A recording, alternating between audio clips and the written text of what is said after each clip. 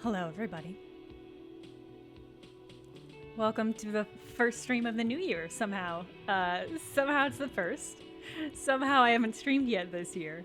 No, I know exactly how that happened. It's just weird to think this is the first one of the new year. So hello, Happy New Year's, everybody.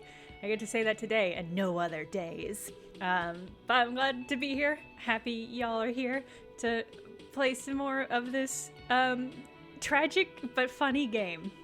Tragic but funny is a good energy to have right now, I think.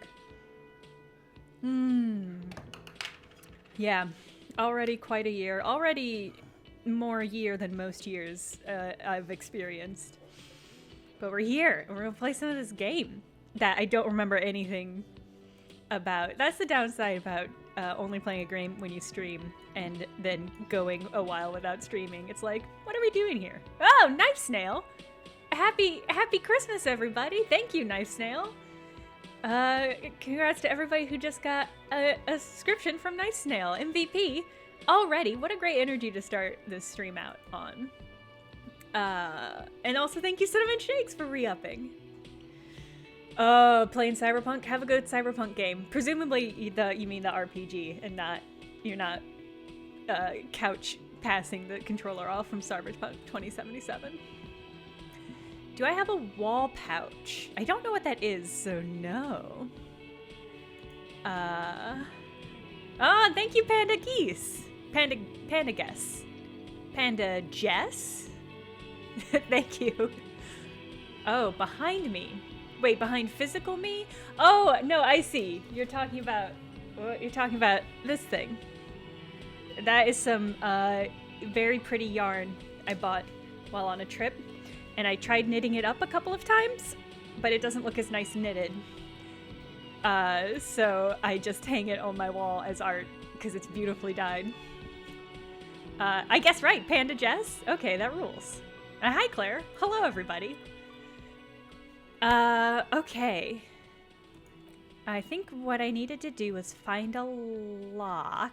Here's the things that I remember I needed to do in this game. I have to find my badge and my gun and my cop uniform, although if I'm honest with you, chat, I think maybe I'm not actually a police officer. I think maybe I was lying about that, and that's why I don't have any of those things. That's what I'm hoping. It's possible that I just don't have those things. But there's that, so I need that. I got the keys for the dumpster, so I can unlock that now. I'm waiting for the ice to melt on the ice cream maker so that I can open that up. What else? I still need to sing karaoke. And I want to get into this so I can get up to the roof, because I don't think I got up onto the roof last time. Yeah, it's time to be an amnesiac cop. Maybe. Maybe not. I think I talked to the manager about getting into that door, and they said there was a key and that they don't have the key. That's what I remember from that. We're not... I compromised on the no shirt run because I've got this really cool mesh shirt, and I decided a mesh shirt is only... It's only like half a shirt, really, so that it still counts. I feel pretty good about it, actually. I think this is a really good look. I guess I should peek at what my active quests are. Secret passages. Find a way into the secret passage. Oh, right. The game told me I was a sad cop. And in defiance of that, I said I'm going to be an alcoholic cop, and then that's going to be my defining feature. Yeah, mesh shirt feels like more of a power move than no shirt. If you can see the nips, it doesn't count as a shirt. That feels like a good principle to live by. Oh, thank you. Sorry, I'm drinking... This is probably a horrible choice for an on-stream drink, but I'm drinking drinkable yogurt. It's strawberry-flavored drinkable yogurt. But it's real thick, so it's probably not an ideal stream beverage. So just apologize for that. But thank you, Parasaur Lafus. for coming and hanging out. And hope everybody's keeping it together. Find out who's in the union box. Oh, that's right.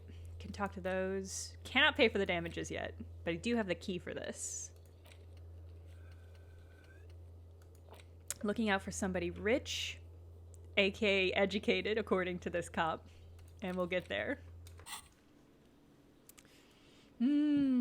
Well, okay. So I don't have the keys. You know what? Here's what we will do. I do have the keys to that dumpster, so let's go look at the dumpster. I think yogurt is not inherently drinkable. I think it's inherently pretty thick. I don't know much about yogurt. Because the thing about me is that I hate eating yogurt.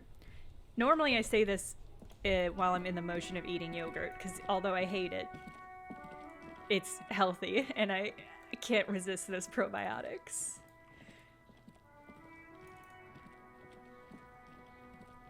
But drinkable yogurt's fine. It's just a texture I don't care for. Open the padlock with the key. Well-oiled crack. The lock pops open. It should now be possible to simply raise the lid. Oh, interesting. Don't, maybe you shouldn't? What's this? Just a feeling. A warning from some part of you. What game? Fuck. Shit. Okay, so, well, what do I do? Ah, AJ Lorenz, thank you. Oh. That's a very cool emote. The high part is a cool emote. Thank you, AJ.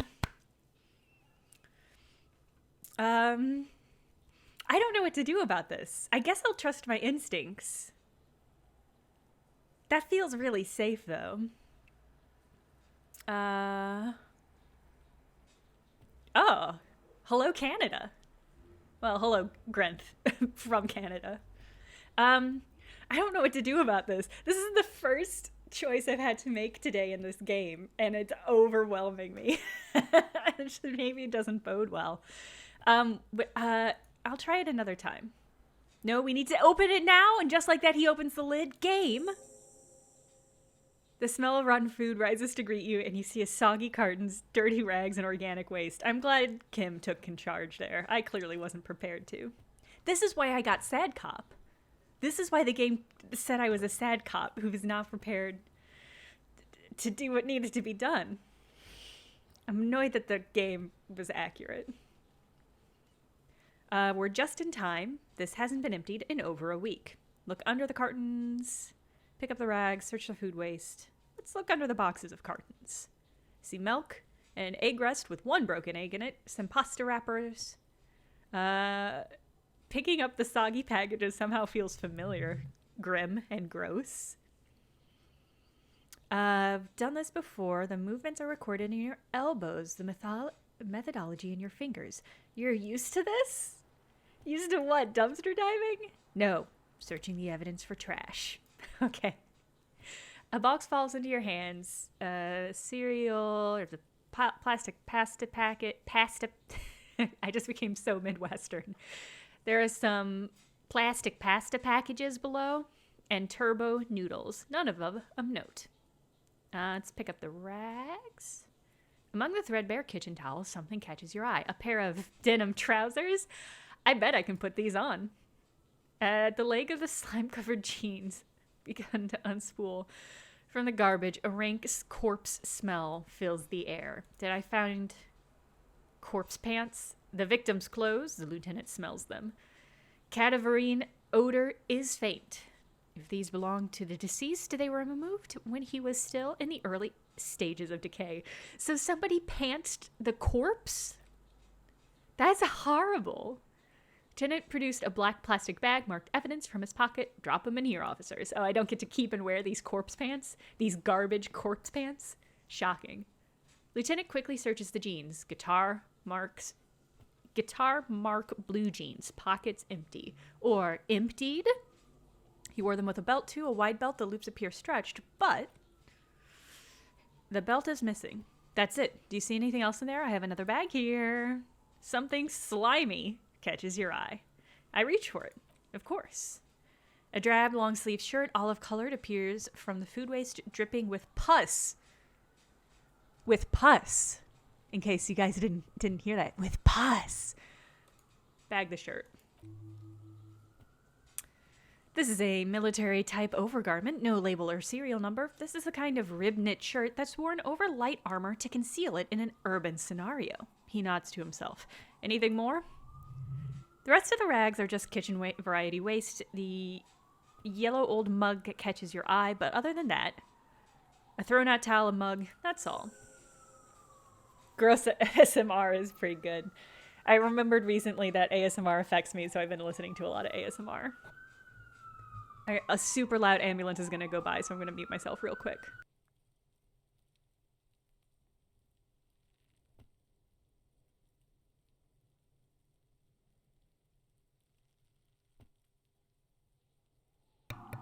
Okay. Yeah, we need to ask the kids who put it there. Do you think somebody from the whirling might have been involved, maybe? It was locked, and it's weird that this stuff was in here if it was locked. Not really. Kim doesn't think it was weird. Okay, all we know is the victim's clothes are in the trash, the lid was locked, and the establishment had a key. That's just a small loose thread. Boy, do I not want to have to talk to the kids again.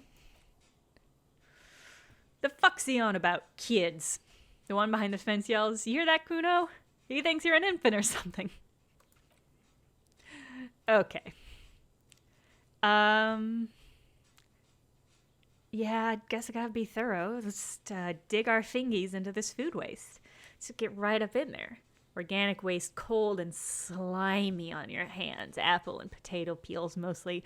Unidentified sludge, and the occasional chicken bone thrown in for good measure. But hey, what's this? A blue piece of plastic sticks out from the apple peels. It's shiny. Looks like the corner of something. A damaged ledger. Something larger. A clipboard. A blue plastic clipboard with moist papers hanging from it. They look badly damaged, but you can still make out forms and notes, written in a man's handwriting. How can you tell? What does man's handwriting look like? I guess maybe they're saying it's man's handwriting instead of like a dog's handwriting. That makes more sense. Officer, is that your paperwork? Oh shit, is it? Oh no.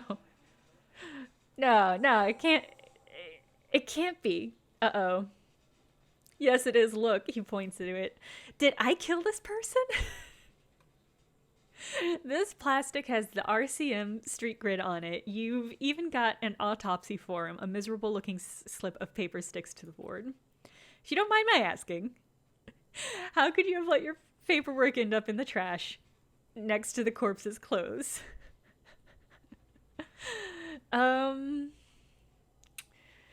I think I don't want to be a cop anymore. I think that's it. I think I don't want to be a cop anymore. That's why I tried to flush my cop life down the toilet. Well, Kim says he doesn't know what to say. Lucky we found it. You should take stock of what remains, just to be sure someone has not made it into the hands of RCM's adversaries, organized crime and the like. There might have been police secrets in your notes. One of these options is, I don't know, man. Sounds like an order. I don't take those. But this is from Kim, and I love Kim, and I don't want to sass Kim too much. So I'll say nothing. New task: read your ledger and name the case. Kim also says, it would also not hurt to start taking notes on the case. On this, I can't get a new notebook. I have to use this garbage clipboard. I hope I don't have to use this garbage clipboard. The mug. I'm getting that mug, too. You pick out a broken mug with an oddly racist depiction of the yellow man frolicking in saffron. An antique, only in its social sensibilities. I don't want to take this mug, but it's not giving me another option. Yeah, Kim is right to me. I'm hmming me as well. All right. The container sounds a muffled gong. That's one thing off the list, Lieutenant sounds relieved. I think we got it all. Okay. All right. So we got all sorts of stuff. Yeah, we got a horrible mug. Can I inspect this? What is there to inspect? It's just a racist mug. What's there to read here? Not much. There's quite a lot to read into here, actually. Look at all that content. Oh my god. Oh boy, here we go. What are you going to say about a broken, tossed away mug that you dug out of the garbage? This mug is an example of prejudice. I'm going to use an example of what not to do. I'm going to push this into the face of every merchant I find and tell them this is your inane ideology. The mug will be useful. By denouncing it, we can earn political capital to mask my badass hustling. The mug didn't belong in the trash. It's just a funny mug. Can't anyone laugh anymore? Absolutely not. I guess... I guess... Yeah, this is bad mug content. You're absolutely correct. I guess I'm going to use it as an example of what not to do. But it was in the trash. Why not just call it out when you see it? Or do some volunteering work?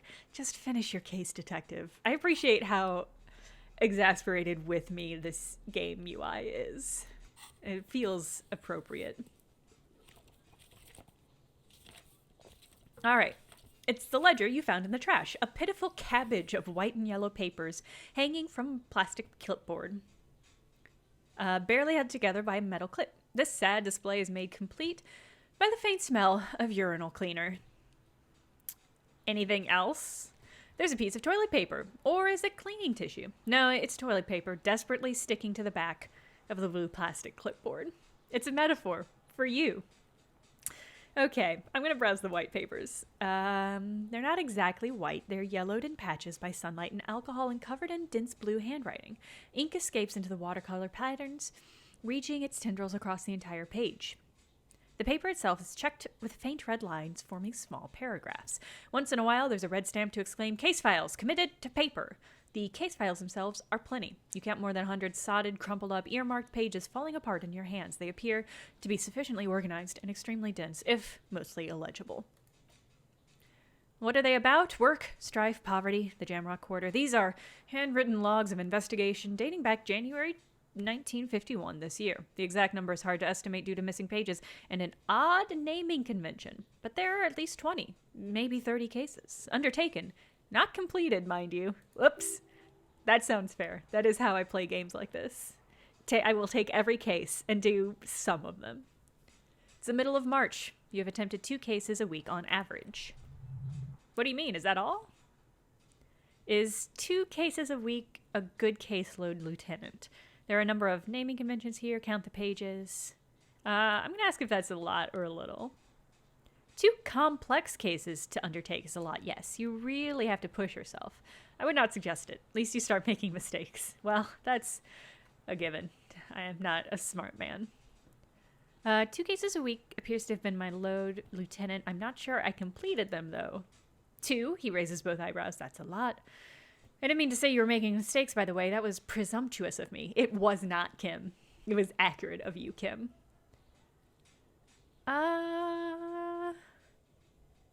I burned out all right. That's okay, Kim says. We all do sooner or later. Oh. Hello. Hello, Pauleguero. I'm certain I said that wrong. I'm so sorry. And hello, that's so Derek. There was mention of a naming convention here? Yes, it appears you employ a, shall we say, robust yet literary system. Each investigation has its case number written on the margins. Yet, still more telling, most are accompanied by a name. A title, one might even say. One that draws inspiration from snoop fiction and Vespertarian cop shows staples. Oh my, they're written in capital letters, too. Yes, all caps. One is called The Next World Mural. Another, The Square Bullet Hole Murders. Yet another, The Unsolvable Case. I seem to have solved very few of these cases. So that feels like all of them. Others appear more lightheaded. The guys on a couch in an unexpected location. And the murder at the hookah parlor. Even the rare article, Free Collapsing Tenement. Murder features prominently throughout. It's going to take an effort to piece these file cases together, but it can be done. Later, once you've done inspecting them. I have an open official case. Is there room? There is for precisely one more. 15 pages near the end remain untouched by the damage. Checkered grid forms a structure of passages, breaking the case into subtasks to accomplish. Once all the tasks are accomplished, the case is complete. Commit to paper, using the pen Lena gave me. I love that pen is getting a callback. The tasks you've completed flow out of the kind green 8-pin in a brash free hand, similar to the rest of the letters. The wording comes easily. It's almost robotically simple, a language developed for mental rigor and simplicity. Inspect victim's body. Interview the cafeteria manager. It's not exactly poetry, but poetry would be out of place. Cross out the ones you've already finished. I like that it's making me update in real time my ledger. Things to be done and things already done. The composition of reality. Woof. This is an extremely useful tool for a detective. Lieutenant, have you by any chance named our case? No, he says. Actually, any ideas? Ooh, the Hanged Man. The Furies are home. The Furies are at home in the mirror. The setting sun. Shit on a stick. Or actually, I don't have one. Like, the Hanged Man is obviously the best choice here, but... Project Marley, I don't expect more slime or pus or garbage, but with this game, it's impossible to guarantee that those won't be coming. I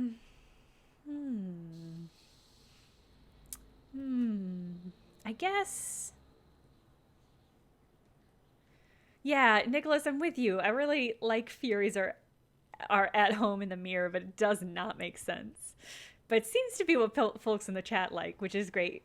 I'm going to go for it, and Kim can just deal with it. Furies, yes, well, it's obvious he doesn't like it. Damn it, Kim.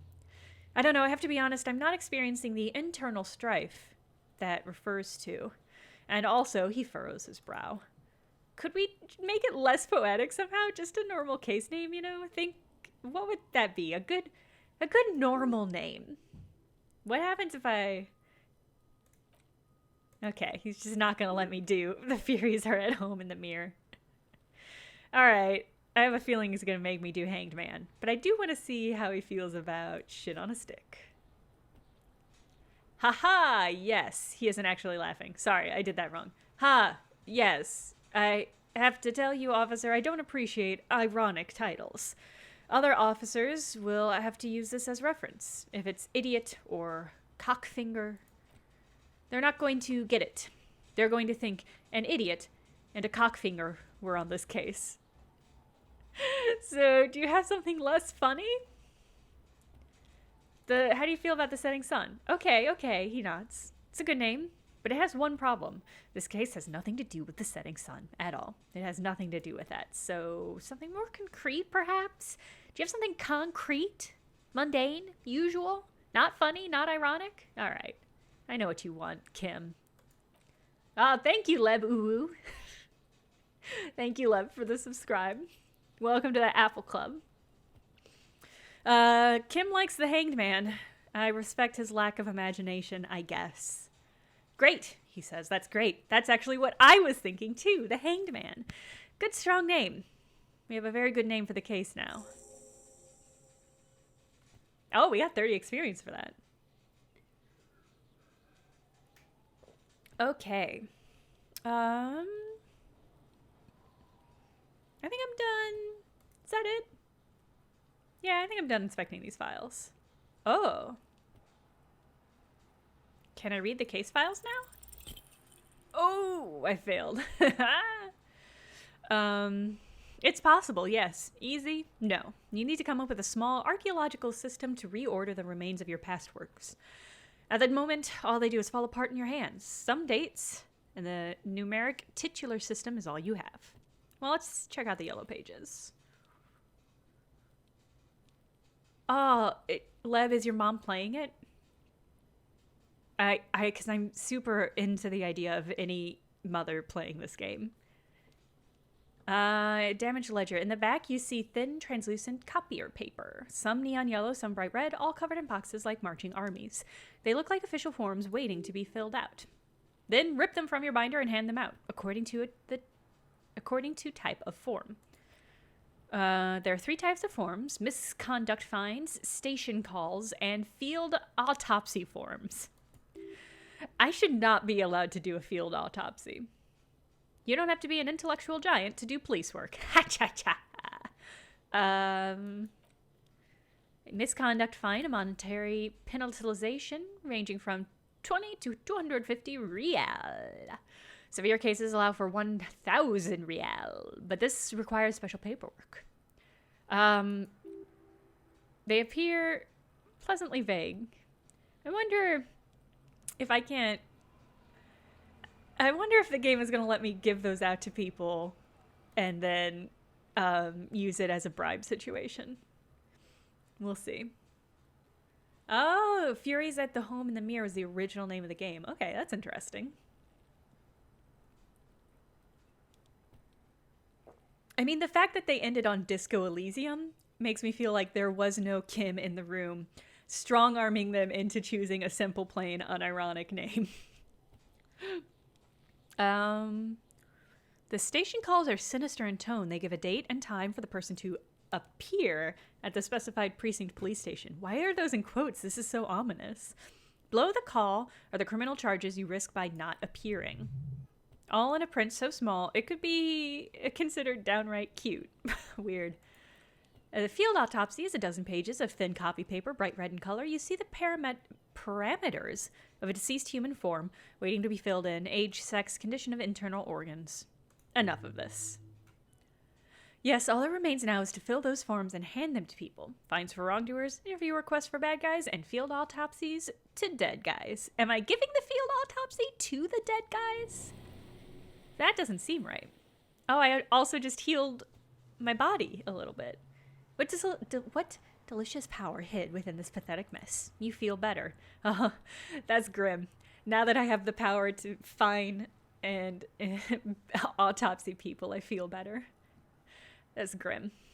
The rest of the stinking cellulose is much worse for wear. Being sandwiched between the board and the rest of the paper must have been spared the fragile copier paper. Look at the clipboard.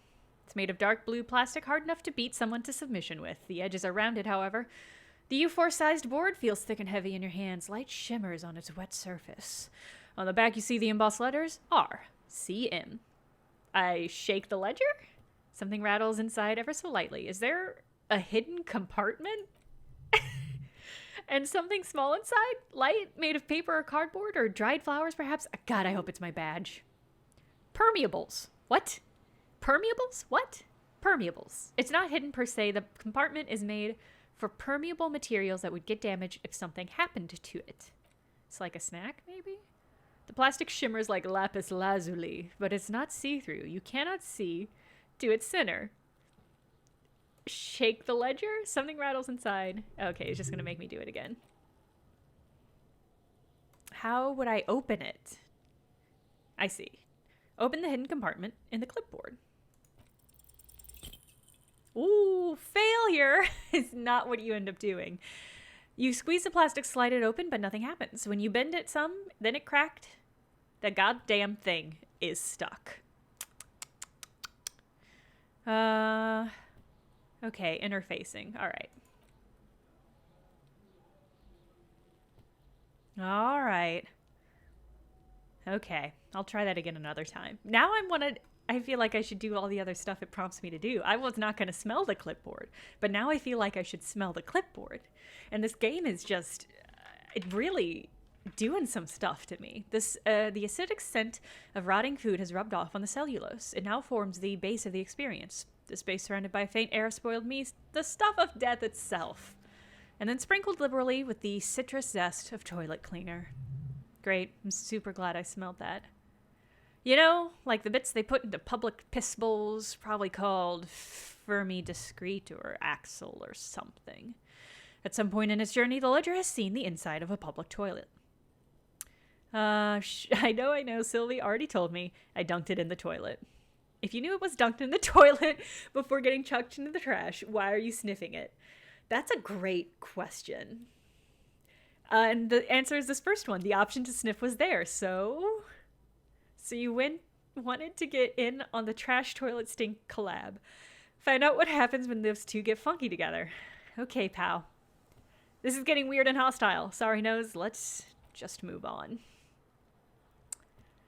Well, let's do inspect the toilet paper. Burke Raish, I do not currently have a podcast. I was recently on a podcast. I've been on a couple podcasts, I guess, in the last couple months. Yes, I guested on Dungeons and Daddies for a couple episodes, and I was recently on my friend David and Megan's podcast, Dress for the Podcast You Want. I don't have a regular podcast right now, but I'm keeping my eyes open. I'm hypothetically might be working on some stuff, but not in a way that's like ready to announce yet. So I don't know. This toilet paper, it's just toilet paper sticking to the back of the plastic clipboard. You can take it off if you want. I'm going to take it off. Great. I got experience for taking that off. Still wet, the toilet paper peels off the plastic easy. All you have to do is shake it from your fingers and voila, the ledger now looks marginally better. I can't believe this game gave me XP for doing that. An aluminum block runs the width of the board, biting down on the paperwork. Its crocodile teeth are the only thing keeping the papers together. A regular pencil, the tip worn down to nothing, has been attached to the clip. Run your fingers across the aluminum. I feel like I'm going to cut my finger. The surface is interrupted by a silvery sticker. It's rectangular, sparkling with iridescence. You didn't know how you didn't notice it before. Looks like an official mark, made to be low visibility outside of the right circumstances. Hey, Lieutenant, what is this? Kim says, what? He's lost in his own notes. It takes a moment for him to see it. That thing, it's a halogen watermarker. We use it for adding information to RCM property. What kind of information? It depends. Aside from an anti-counterfeiting stamp, mine has my station number and address. The information varies by date of issue. So this might have my name and address on it. Maybe yours will tell you how many cases you've solved. How can I read it? Any capable light with the right wavelength will do. All RCM vehicles have headlights designed to reveal halogen watermarks. Mine too. Okay. Making a mental note to go check on that. I think that's everything I can do with the ledger right now. So I'm going to put that away. And check out what these things are. Who put the clothes in the trash? And go to the car and turn on the headlights and look at the watermark. All right. Boy, do I not want to talk to Kuno again. God, I hate this kid. Fuck,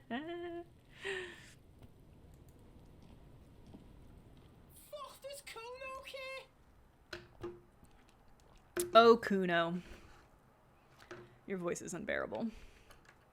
Nicholas, thank you for mentioning 10th Kingdom in the Polygon chat. Because that sent me back to a great place. I used to watch that show all the time. In fact, anytime I used to dye my hair a lot. And whenever I dyed my hair, I would always put on 10th Kingdom.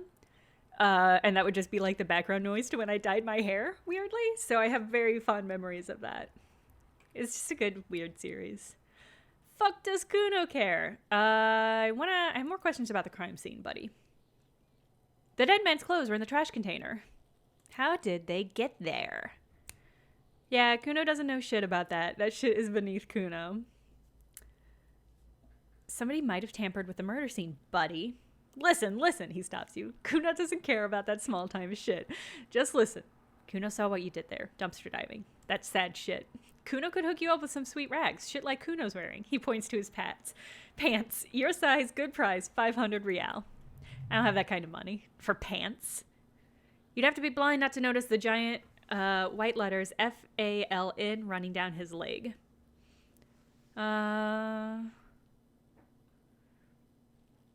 Wait, I asked you what happened to his clothes. You must have seen them lying around. Kuno says, look, Kuno ain't seen shit lying around except for that up there. He points to the cadaver. You know what performance gear or not.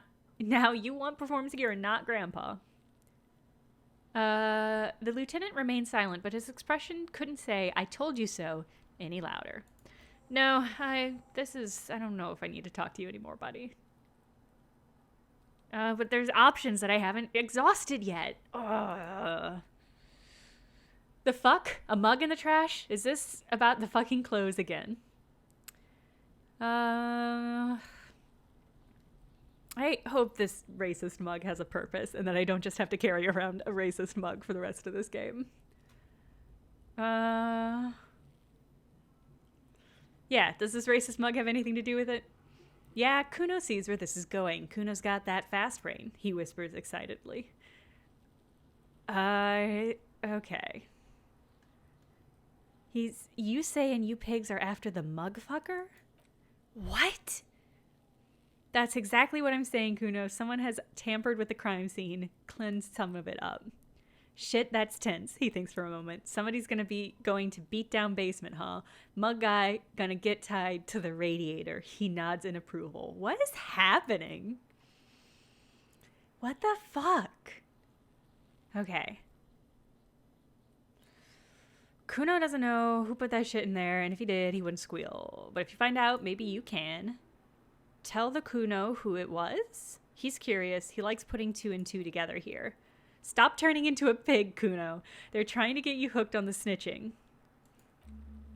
All right. I got XP for that, and it leveled me up, so cool, I guess. What about the Eternite, buddy? That's just some shit... roofing left behind, lazy. Okay. He's hiding something. Are you hiding something? Pig, if Kuno was hiding something, it would be hidden, he says with exaggerated confidence. But it's not hidden, is it, sire? You picked up on it. You should examine the pile of roofing material again. Oh, that's right. I think I examined it and failed. I love this. Empathy legendary. Figure out what's going on with this kid. Very, very low chance.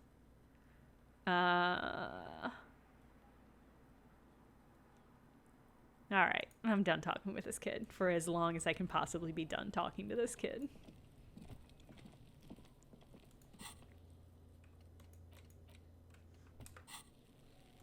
Oh, I can level up. Okay, let's do that real quick.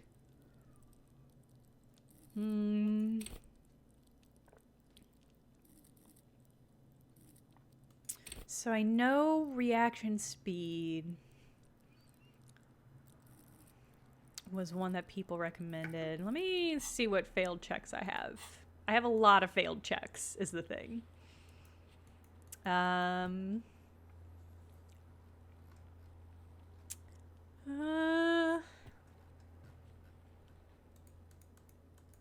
Okay. Looks like physical instrument is one I have failed a whole bunch. I think that's what that means.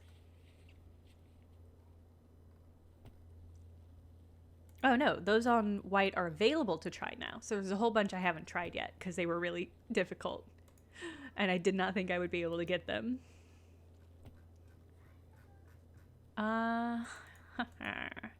The light ones are still doable. Okay, the dark ones are failed. Thank you. All right. When did I last save? I haven't saved yet today, so I'm going to do that momentarily because I've already been playing for 44 minutes. How is that possible? I feel like I've been playing 10 minutes max. But I'll have to go check the pile of Eternite. What should I increase? Maybe reaction speed? What is physical instrument? What even is that?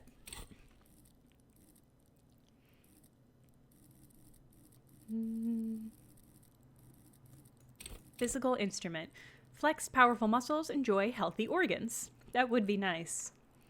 I might increase this. Pain threshold. Reaction speed is another one I had failures on. Let's increase physical instrument. Okay. And now I can retry stuff. Oh, right, I can try the furnace again. All right, we'll go back and do that. After I inspect this internite.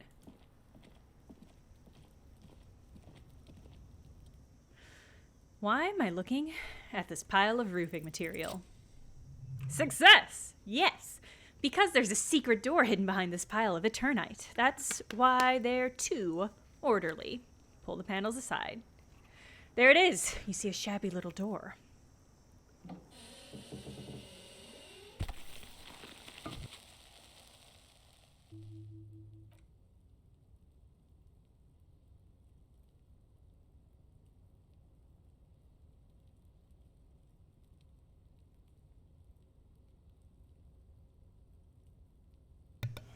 Oh, I swallowed so poorly. I'm sorry. I swallowed so poorly. And I started coughing, and I was like, this is not going to be fun to hear. Okay.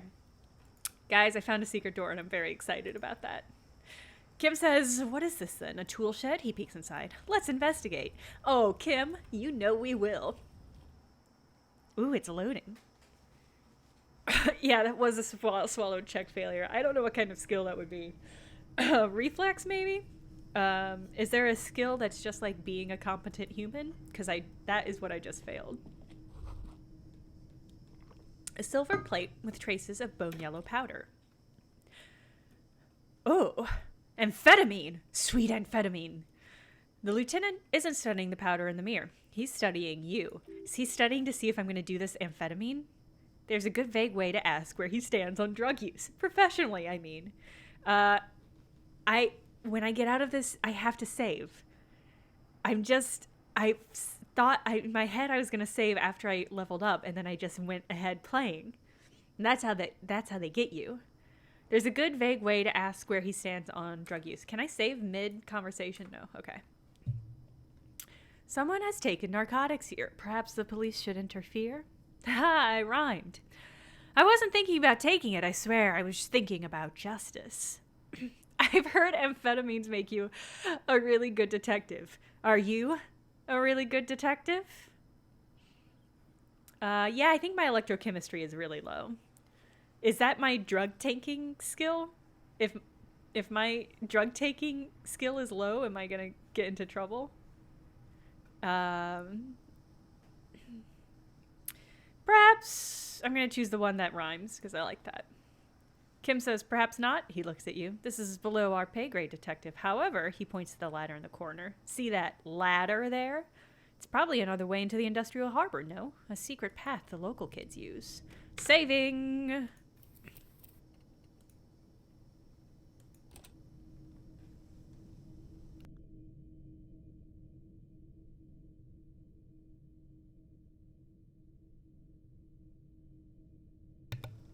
Okay.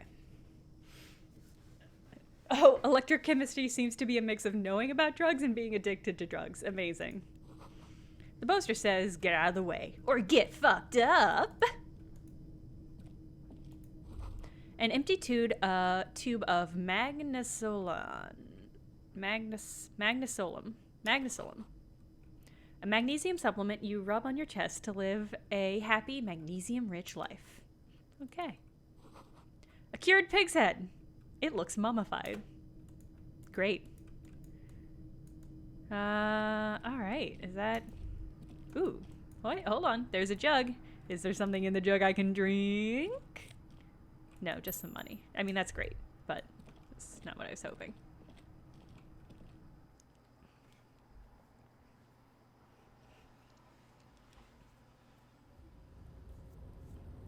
Electrochemistry is a very funny thing to call a drug knowing skill. Can I get this jacket? Where are you going? Can I get this jacket? Okay, stop. Okay, game.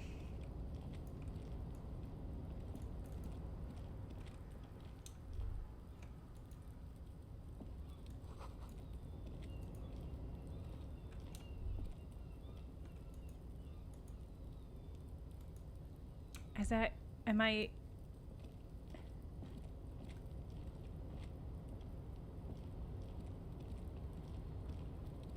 I... Okay, I am walking. It's just an awkward transition there, I see. Hold on. It's not super clear to me where I can and cannot go in this game. Restoration pillars keep the ruins together. Ooh, a postcard. And some cash.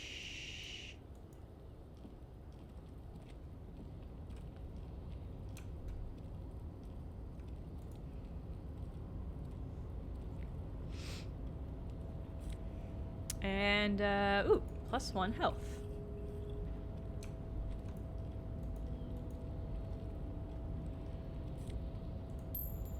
Oh, look at all these recyclables that I can't pick up because I don't have a cycling bag yet.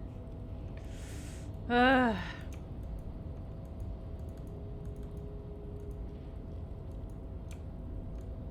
Okay.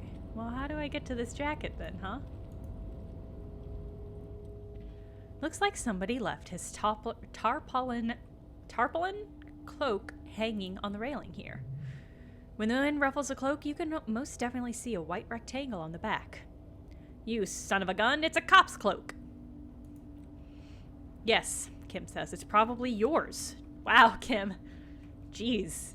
I mean, yeah, probably, but jeez. It bears the RCM insignia, and you have a habit of being careless with your equipment. I thought he was going to say careless with your clothes, which would be a very funny thing to say. You could probably make the jump. You look like you've done some track and field in your day. That's kind of you to say, Kim. Yeah, Kim's super roasting me right here.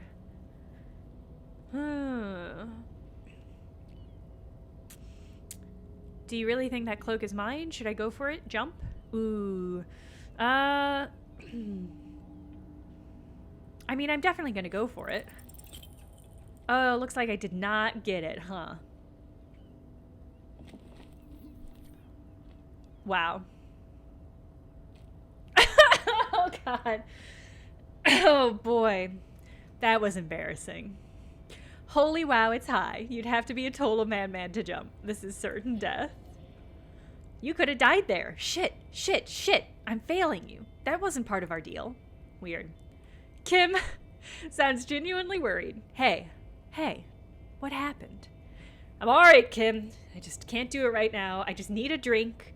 I think if I have a drink, I'll settle down and then I'll be ready for some stunts. What exactly are we doing up here? We're awfully close to breaking into the industrial harbor. They're bound to have information for us. I thought that was your intention.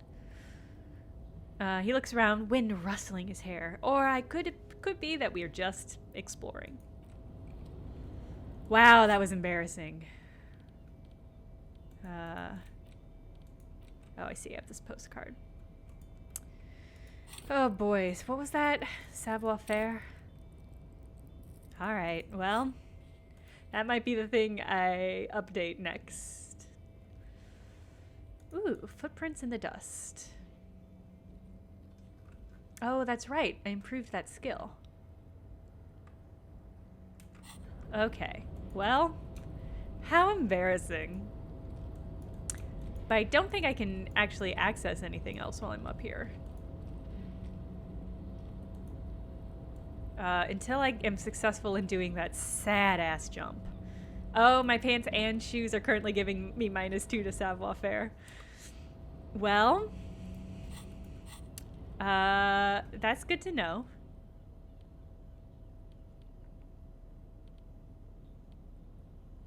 Oh, but it is making me better at drugs. So, pretty worthwhile, IMO. But I will keep that. I will try to remember that the next time.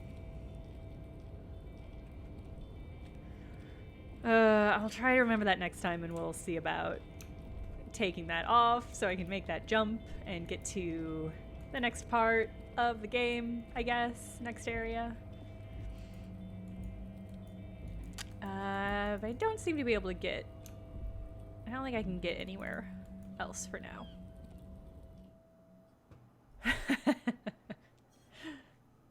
I mean, they're disco pants, so it feels appropriate. Alright, this was... I guess this was useful, coming in here.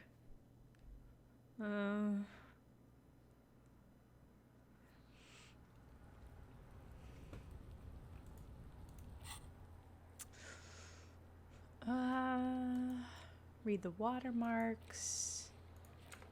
Alright, I'm gonna double check these dust footprints and see if I can do a better job. And I'm gonna save. I'm gonna be better about remembering to save. I should probably save before I do big dumb stunts. But I didn't, and that's fine. Hey, no, inspect this. Wherever you have to stand to inspect it is fine. Alright. See, very high. I'm gonna do great. Yeah! So I'm looking at the footprints in the mud left by work boots. There are maybe more than 12? No. 8. 8 pairs of boots have scuffled back and forth in the mud. Go over them one by one. 1. Standard work boot. Steel heel. Toes. Number 4. Standard work boot. Hobnail work boot. Standard work boot. Wait, which is it? You don't know. It's a miracle you can tell the prints apart as it is. The cold must have preserved them. 5. Another standard work boot. 6. An aberration, light as air. Even pays the same make of boot, but number 41. Male or female? Impossible to tell. Could have been an adolescent. The gait is undeveloped. I'm pretty darn good at this, aren't I? You're not bad. It's as if the whole world darkens, everything else to thin film of unimportance to it. And the tracks burn in the middle of it in a strange, beautiful way. Number 7. The glowing outline of a standard work boot, number 46. But the imprints are twice as deep as the other. The weight exceeds 200 kilograms. Goodness. And number 8, yet another standard work boot, number 44. There's an aberration on the pattern of the sole, however. The right sole is smooth, more worn.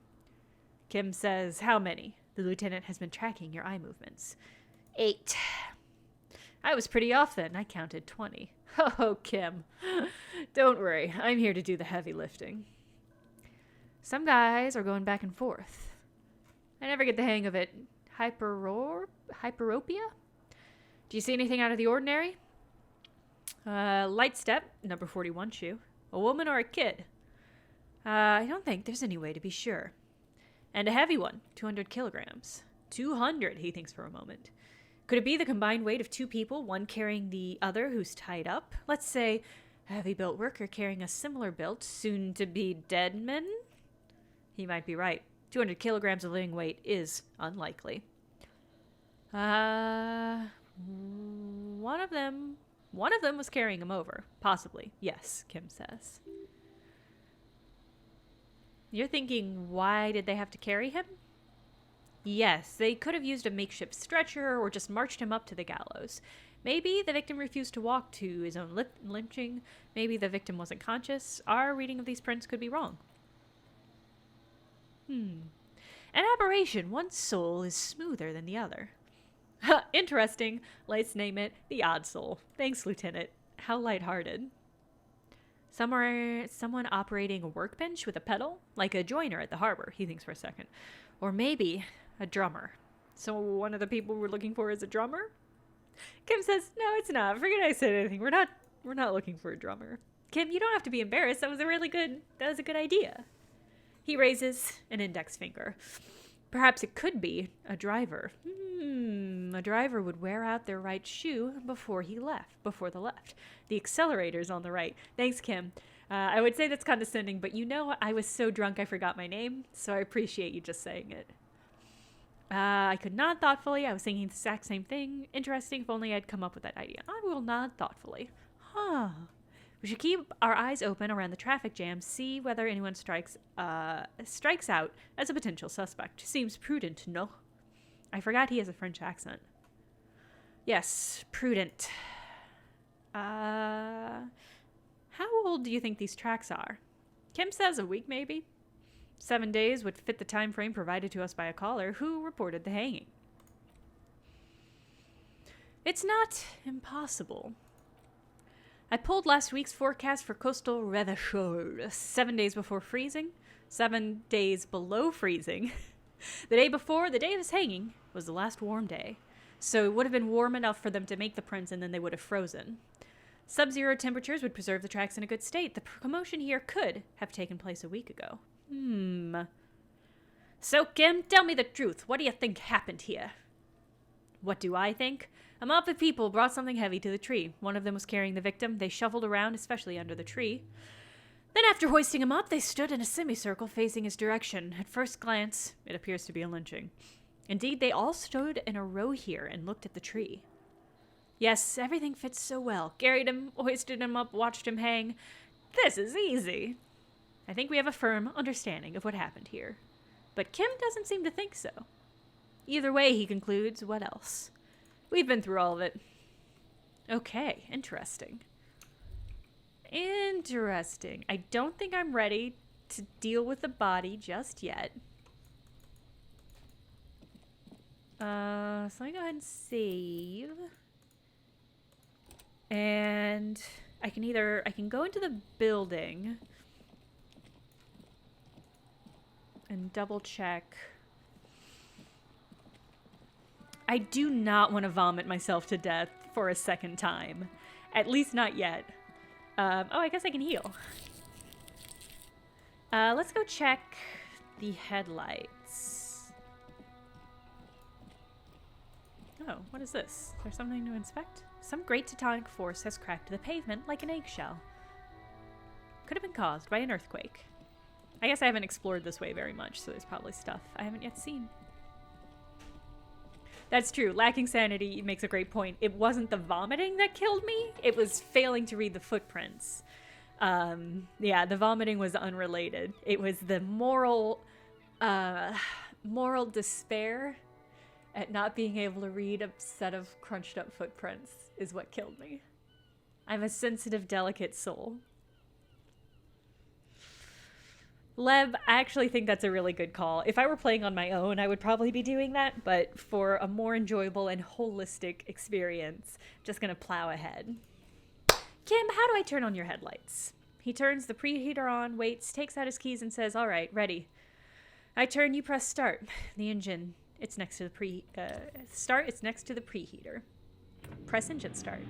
The dashboard lights up with an orange glow. Rounds per minute gauges jump, and the engine of the Corpus Kinema comes to life with a whiny growl. Reckless heroism. I almost died trying to get my tie, but I managed to push through. Captain Oblivion, a tie-dye. Yeah. Perfect for Disco Elysium. Like a leopard, waking up from its sleep, yawning and roaring at the same time. Alright, the lights unfold with a little click, casting electric light onto the ground before the vehicle. There you go. I'll turn them off the remote once you're done. Okay. Alright, let's go see if we can't find out our fucking name.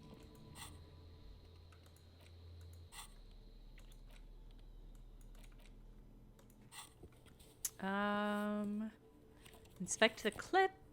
Run your finger across the aluminum. How can I read it? You're not gonna let me if you just turn the lights on. Yeah. It's not giving me an option. Do I just have... Oh, I see. As you hold your ledger's clip under the headlight, an iridescent hologram appears, a street grid and a vein of a great river. A familiar sensation washes over you. There she is, Reva Scholl West. There's a note of pride in the lieutenant's voice. Around the borders of the watermark are dozens, no hundreds, of micro-perforations. Look at the shimmering street grid. The rectangular watermark is overlaid with the logo of RCM, and yet the major arteries of Reva Scholl are all recognizable. They shimmer in the headlights. Wait, look around you. A rat brazenly darts past you and disappears amongst the stopped lorries in the distance. A child somehow shrieks. A woman reprimands her in a voice no quieter than the child's cry. Martinez, he smells the air and says. Where are we on this? Let me see. Takes the ledger for a moment and inspects it.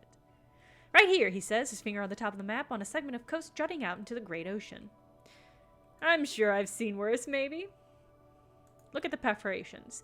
There are many of them. They are divided into 3 separate roles. Tally up the different roles. The first row has 18 dots. The next is the longest. It runs all the way around the border and then some. Ooh, I just healed a little morale. You count 216 preparations. Considering that nice large number, a wave of pride washes over you, though you can't say why precisely. The last row has 3 preparations. Hey Kim, what do all these holes mean? Those are perforations. I know. The VO said preparations. I just didn't say it to you. They represent your record as an officer of the RCM. They're your statistics, as it were. I should have guessed you'd keep a record. Officers often do. Let's take a look. Alpha male officers who are proud of their numbers often do. It's meant. The first row represents your years of service. 18. Okay, not bad at all. What did you do before you volunteered? Oof, I've done this 18 years. Got drunk like a megastar. Walked in La Land telling horrors and liars of the end to come. Maybe some boring office job. I feel like I just went around apologizing all the time. Do you really think I have any idea? Which is the right answer. Fair point. Let's move on, shall we? The next row, the one that wraps all the way around, is your number of closed cases. Closed is good. It means you finished. So in 18 years, I've only gotten 250? I would have thought there'd be more. It's quite a lot, even for somebody who's been on the force for nearly 2 decades. Usually clearing more than 10 cases a year puts you in the 90th percentile of all RCM officers. What the fuck? That's wild. That seems really low to me. So you're saying I used to be a super cop, I used to be good, there's some solace, I guess. What's the last number? I don't think I can ever re-become this person. I used to be good, there's some solace in that. What's the last number? Right, those are your confirmed kills. Damn. You've got precisely 3 perforations there. So, I'm a killer. For an RCM officer, especially Precinct 41, which is in the Jamrock Quarter, that's rather tame. I mean that in a good way. That's weird. That's a grim statement, Kim. For fuck's sake. There are certain officers who treat their kills like some kind of ghoulish game. If they do happen to solve a case, that's usually by accident. It's obvious the lieutenant doesn't think very highly of these officers. But it seems as though you were, or at least you are, or at least were, one of the good ones. You'd say that, but Kim also watched me pickpocket a drunken man, steal his ID and his cash, and then lick dried rum off a table. So that's a heck of a statement to make, Kim. Have you ever killed anyone, Kim? Yes, he says, declining to elaborate. How do you handle the strain? Everyone has their own method of coping, some more effective or self-destructive than others. He gives you a meaningful look. Personally, I find it helps to keep a few hobbies, like getting drunk. Maybe I should find a hobby. Why not gardening? You've already got those gloves. That feels like another read. Let's go. Okay, well, I'm glad I got XP for that. Great, okay. Phew. Kim honestly seems great. Alright, I think I'm gonna hop in to this room and see if I can't do that furnace check again.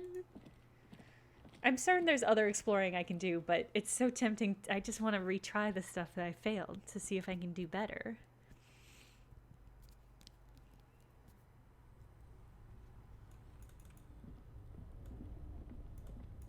Let's see. I think you're probably still ice cold because of how the time is working.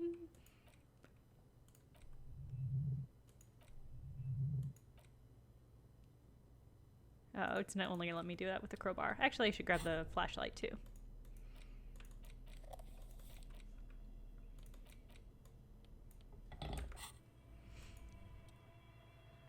Still very low. Pry bar not enough. All right.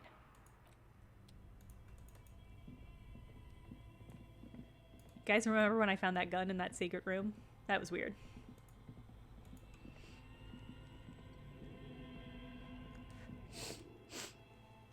Okay, I can once again try yelling into a furnace. I think last time I just got really winded.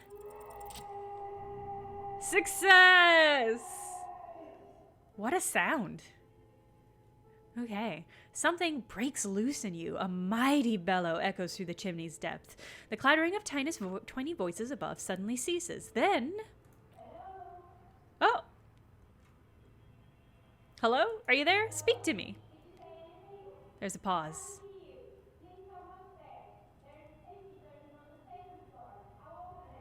Great.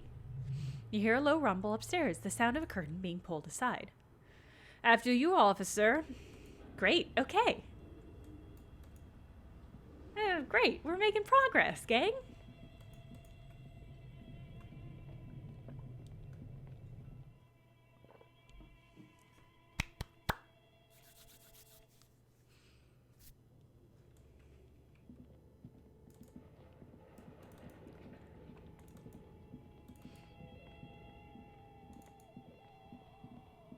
Hello.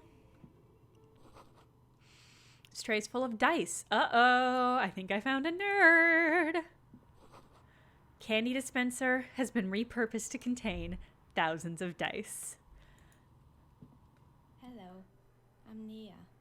A bird-like woman sits on a throne of tools with emerald light shining through her hair. Did you try knocking on my window? I must have missed you. I've been listening to my Melius. She taps on her headphones. What kind of die are you looking for? She's got a direct view to the backyard. You should interrogate her. Okay. Hold on. What do you mean by milieux? You must have me confused with somebody else. I haven't knocked on your window. Why are you asking me about dice? Or never mind. What do you mean? A milieu is like a calling station. You need a two-way radio to access one. That's why I have these. She pats the headphones on the table. Mostly, they just teach you to swear in different languages. But some of the stations can be quite interesting. I was so absorbed, I must have missed you knocking. You must have me confused with somebody else. I haven't knocked on your window. Then how did you get inside? By the south entrance? You know what? It doesn't even matter. What matters is that you're finally here. Let's talk dice. Did you have something specific in mind? Yeah, Leb, she makes dice and listens to podcasts. I love her. Exactly. Very relatable lady. Yeah, is she hand carving these dice or what? I want to know more about these dice, because I am a nerd. I'm a novelty dice maker. Tell me the name of your role-playing system and I'll make the die you need. That's why you're here, yes? Wow, what a delightful person. Role-playing games? You know, the one made by Fortress Accident. Does that count? Sure, I love role-playing games and I need some dice. Maybe, I'm not sure why I'm here, honestly. No, I was looking for something else. Answers. Not interested in buying dice right now. I'm a police officer and I need to ask some questions. Boy, actually I've gathered a little bit of cash. I'm curious what her prices are. My rate is 10 real per set, unless you want something really unusual. 10 real? Take a look around and see if there's any particular stone you want to use. It almost looks as if the stones and dice are a natural part of the room, glowing out of the shelves like stalagmites. No falsehoods are present. She's a novelty dice maker and doesn't have anything to hide. Ask what you need. How did you become a dice maker? Yeah, I want to know so much about this person, and none of it has to do with completing any of the quests in this game. How did you become a dice maker? She says, how did I become one? It was a business decision. I was a regular jeweler at first, but that's an unfocused field with too much competition. Some of my friends are role players.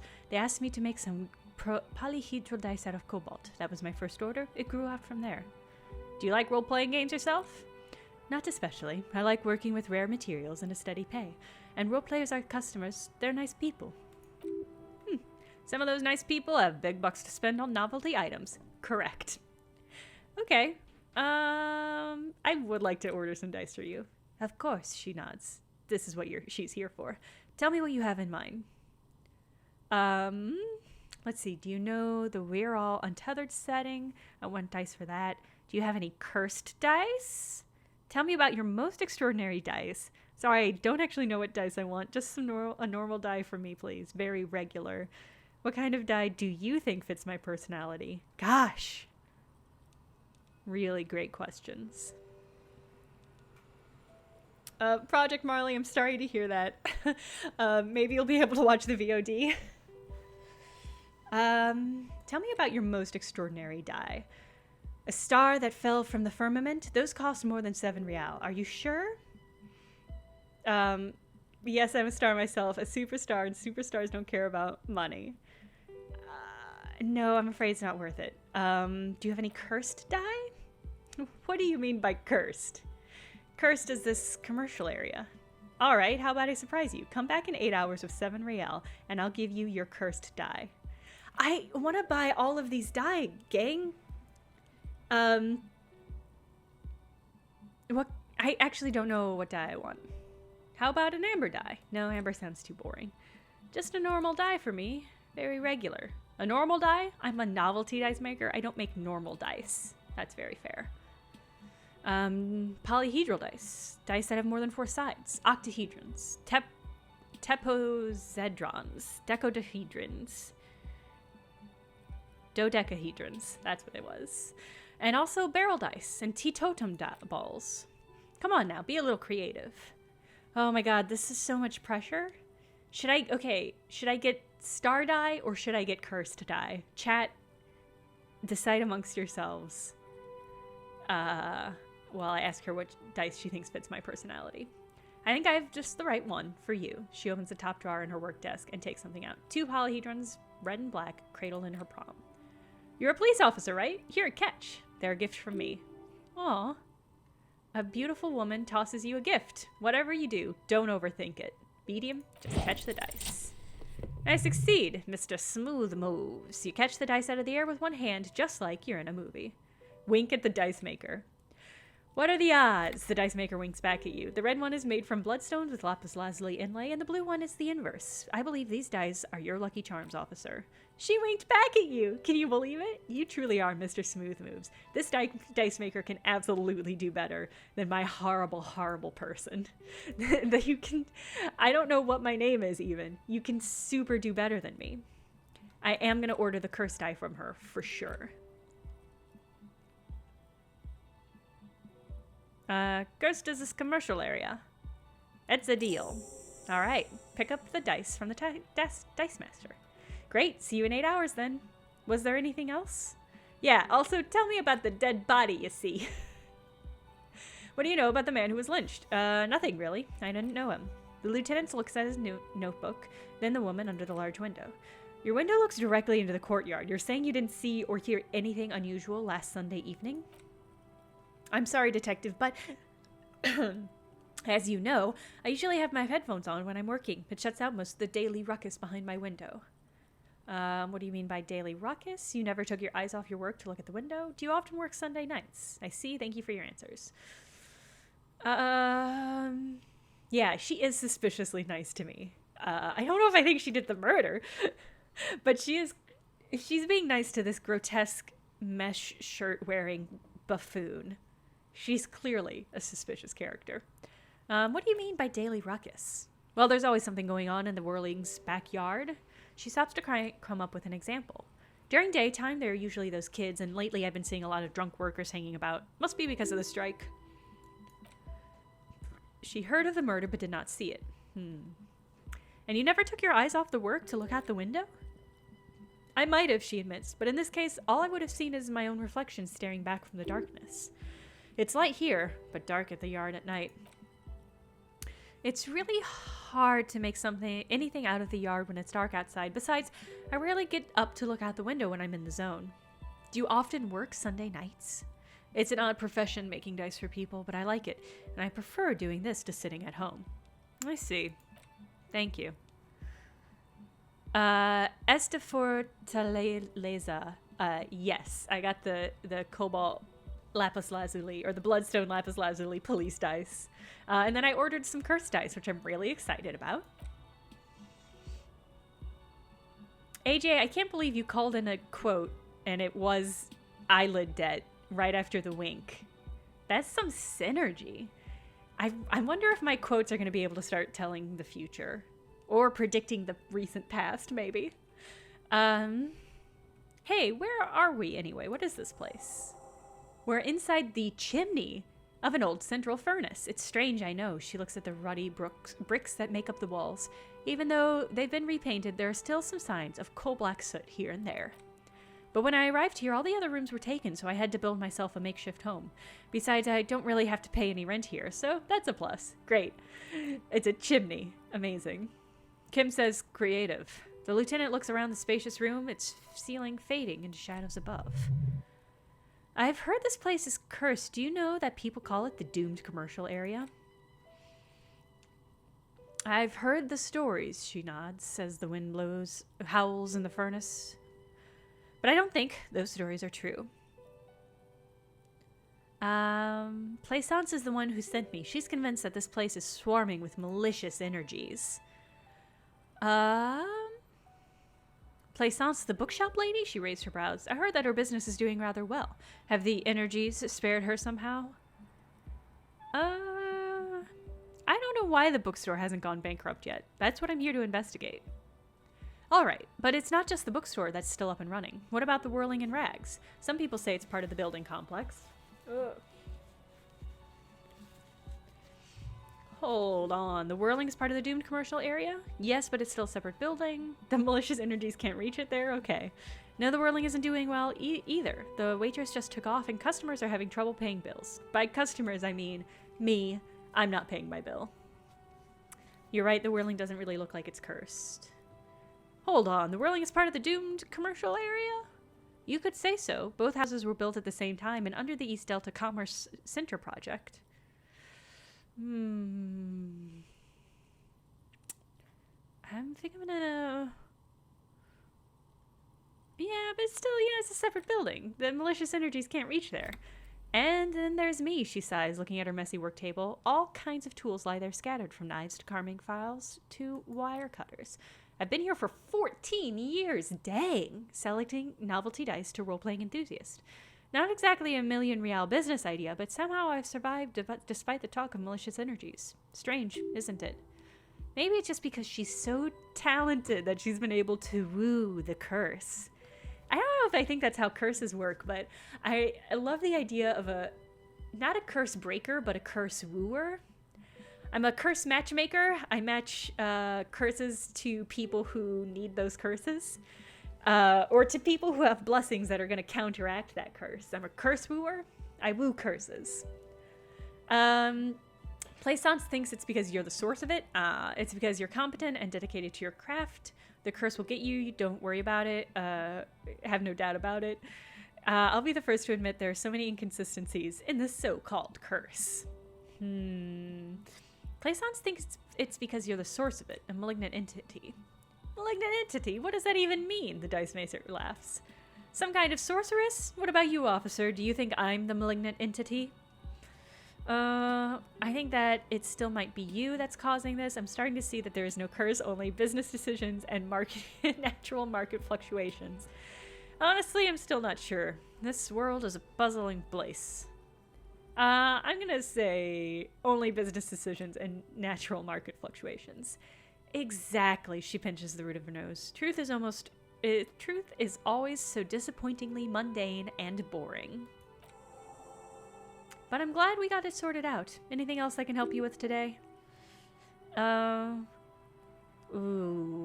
hasn't her business failed? Do you know what happened to the other tenants? Everyone else is gone. More or less. She adjusts a yellow scarf that covers her hair. Are you interested in anyone in specific?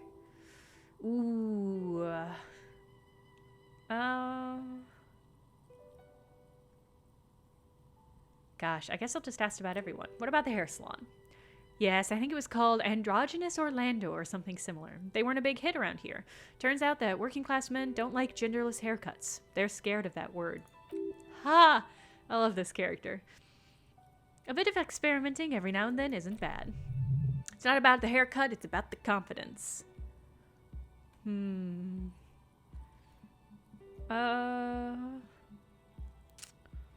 What's wrong with a bit of experimenting? The customers should have been more open-minded. I guess it just wasn't the time yet. She tucks a strand of hair under her headscarf.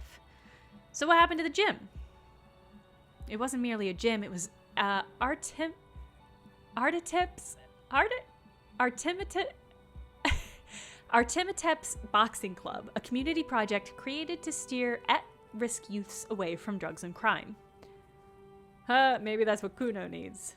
Kuno. Her eyes narrow in the dim light. Who's Kuno? A little ginger gremlin who likes to defile dead bodies.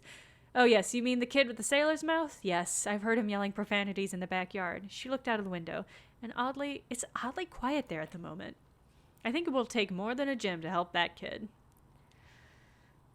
And who is Artemitep?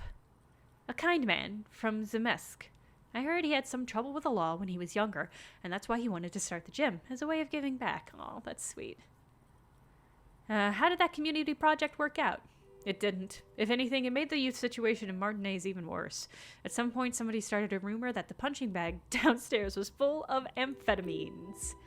It's not really full of that. No one would store their drugs like that. Eventually, the coalition took away the funding and the club went bankrupt. That was a few years ago. It's gotten much more peaceful around the plaza since then. Jeez. What's up with the broken windows? Oh, this one's a mess. They used to be a company that promised to repair windows 24 hours a day. What could go wrong with that one, right? Turns out the business was actually set up as a front for an illicit group that was producing snuff milieus. Who would have guessed? What's a snuff milieu? Well, they never cleaned up the debris either. Now it's just littering the hallway, and I have no idea how to get rid of it on my own. Yeah, very cool about the debris. What's a snuff milieu? It's a sub-Rosa radio station that broadcasts real murders with real victims. Some people pay good money to give off on it. Fuck, that's grim. Nothing changes in her tone as she says that, as if it's just another piece of information to lay out for the world. Kim says, don't worry, the ICP... Insane Clown Posse? Has a separate division that deals exclusively with unlicensed sub-Rosa. This isn't our problem. I'm glad to hear that. Did someone here make stuffed animals? I saw mounts lying around. You mean Mr. Fabron, the taxidermist? No, he mostly just did drugs. Okay. Clearly there's no curse. Clearly this is just not a great place to try to run a business. Yeah, 108 echoes window repair service, a front for snuff podcasts. That is a new one. There is some writing in this game. There used to be a fashion atelier here, but I have forgotten the head designer's name. They were doing well for a couple of years, then the insect rights activists came. I didn't know insects had any rights, or activists. Yeah, the atelier didn't know either. They produced a certain collection that used chitin among the materials. Apparently chitin is made in the Occident where it's extracted from beetle wings. And you know how all kinds of political movements are big in the Occident. The activists shut down the biggest chitin suppliers, which of course caused the price to skyrocket. And naturally, all the most fashionable tastemakers refused to be seen in chitin from then on. The atelier went bankrupt before they could finish the collection. Phew! And they got what they deserved. Making clothes out of beetle wings is a terrible idea. At least it had some spark to it. Most young designers just combine lace with leather and call it original. She shifts in her simple workwear shirt. As she sifts around, you notice several dead flies on the windowsill in front of her. Legs up, they're not moving. Anything else? What's with the rotor blades and skis? Ooh. They were made from a company called Slipstream, that I know. After they pivoted from making rotor blades to skis, their chief executive took off on vacation with all their money. Honestly, I think it's quite funny. I think he's still sending out holiday transmissions from Tulula or Tumotierli or Cascor or wherever he is. Interesting. What do these transmissions say? The usual, I imagine, that he's been thinking up all kinds of new business plans and can't wait to get started on them just as soon as he returns. Kim says, men like that are a curse. Sure, but Slipstream is history now. All their remaining assets got seized by the bailiffs in 47. I have no idea why those skis and blades are still lying around in the house. Not much use now, I guess. Maybe you could make a sword out of one? No, wait, forget it. That would take too long. I found a strange machine. Fortress Accident, the radio game studio. She closed her eyes and moved it. For some remnant of a memory lights up her face. They were an interesting bunch. We talked about role-playing systems every now and then. Once I even saw two of them get into fisticuffs over We're All. They certainly took their work very seriously, even if they seemed to be chronically liberal with their schedules. The usual, they ran out of money and couldn't get the project done in time. Fucking funny. Well, I did hear them talking at times. She looks at the hallway as if she can still hear them chit-chat behind her curtain on a cigarette break. They seem to believe they were historical individuals on some grand quest. She sounds almost mocking when she says that. From what I've seen so far, the project did look quite impressive, or really, they must have been on a gigantic ego trip, which is the one I'm choosing. That's what I thought, but when the money started to run out, they just began to complain a lot about capitalism. You know, how the markets are rigged to keep out new business and so on. In the end, they just didn't get it done. They didn't have enough willpower to produce something truly historic and to show up on work on time. Well, showing up for work on time is incredibly hard. That's too bad. I would have supported him. The project looked great. You're right. They should have just tried harder. They had everything needed to succeed. Well, that's too bad. I would have supported them. The project looked great. Not the wisest decision. You would have lost all your savings. She tossed a pair of dice on the table. One of them stops near the edge of the metallic desk. The result is a 1 on a 20-sided die. What a funny statement. Sorry, what a interesting writing in that segment. You roll a 20-sided dice and sometimes it's a 1. There is a terrifying taxidermied bear in the cellar. I'm so glad we get to ask about the bear refrigerator. Oh boy, the fabled Revachol Ice City. You're in for a treat here. She smiles and leans closer, hands on her knees, like a stand-up comedian ready to tell a story. The place was owned by 2 guys who had some rather innovative ideas about marketing. The bear was one of them. Now, asking me about their other ideas. Indeed, what are their other ideas? There was really just one, and it involved picking out the prettiest girls in the neighborhood and paying them 20 cents per hour to man the booth.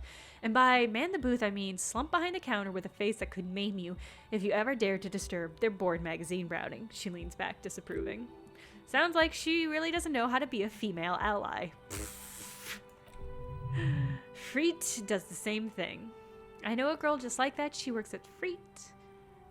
You should learn how to support other women, not bring them down. What did they expect? 20 cents per day is dog's pay. I'm surprised they showed up to work at all. There's an award-winning idea. How else do you choose people around here? I don't have an opinion on employing teens. I just want to know, did it work out for the business? I don't know what 20 cents is relative to the pay scale. So I'm going to say 20 cents per hour is dog's pay. Oh, but they did. They did show up to work, and not alone. There was also acne-ridden girlfriends and gorilla-like boyfriends loitering near the ice cream stand. And they already had the bear. She closes her eyes, as if remembering something painful. What about the bear? The bear, she repeats, pressing thumbs into her temple, like trying to suppress a headache. It didn't work out? Of course not. The bear was terrifying. Nobody wants ice cream guarded by a hostile apex predator. To make matters worse, the fridge didn't work too well either, and half the ice cream came out malformed and partially melted. Fucking spectacular. I can nod solemnly and say, it's the market doing its job. Oh, eventually, Revachol Ice City lost a price war to its rival, Glacé 5000. Glacé 5000 sold caramel sundaes for only 5 cents apiece, out of regular fridges. So 20 cents is roughly 4 caramel sundaes, which is not a lot for a day's work. I don't know. It's the market doing its job. I know that this is the thing. Chat, I would love to buy ice cream out of a giant bear ice cream fridge. That sounds amazing. That sounds like exactly the sort of thing I would go out of my way on a road trip to experience. The market doing its job. I'm sure the bear was doing its best. Maybe, because the taxidermist who made that bear definitely wasn't doing his best, I mean. He said that the bear was his vision beast. He said he met his vision beast while high on desiccants. He called it Megatherian. Sounds cool. Why is everyone doing drugs in this place? Even the taxidermist. Oh, that is a failed check. I don't understand why people are doing drugs. Megatherian. Megatherian, nods the dice maker. A mega wild beast. What's a mega wild beast? It's an imaginary beast that guides you through life. By telling you to do more drugs, mostly. I don't have a comment on drugs. Understandable. You shouldn't do them, nods the dice maker. You're a police officer, after all. Anyway, now you know the story of the fallen ice cream empire. She seems almost sad finishing the story. Some dust beams swirl in the afternoon air. Her eyes follow it idly. Little sparking embers under the window. Anything else? I found the building's intercom, but it's not working. Oh, right, she rubs her forehead. The scarf has left a faint line in her dusty skin. I hope you didn't try to ring me. I think none of those doorbells work, including mine. I'm still in the middle of connecting the wires. Sorry about the confusion. Oh, bye, Levuvu! So tell me... so you're telling me that you have a doorbell there. Which one? The one with the empty name card. It's the last one on the list. As I said, it's quite useless right now. It doesn't even work. Okay. Those are all the questions I can ask her. Wow. Well, it was great coming here. I'm so happy to have talked to you. I will be back for my dice. Ah, the only emperor is the emperor of ice cream. I love that poem. Ooh. I just heard the sound of a lot of stuff falling. It was very dramatic. Oh, report back to Plaisance. Yes. Check back on the dice maker. Oh, I've got these cool dice set. Siren dice set. That rules. Okay. Do these have an in-game purpose? Like, can I use these to re-roll stuff or something? Are these just... Note, look at the map tab in the journal to see which white... Oh! No. Okay, hold on. Okay. I was hoping maybe they'd give me a bonus, like they let me re-roll something or something. I don't know. I don't know what I was hoping. But I didn't get it, and that's fine.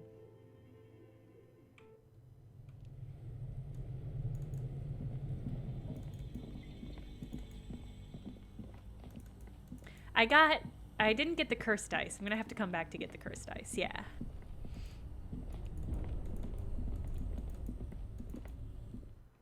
Oh, the damage ledger seems white again. That's a good point. I should double check that.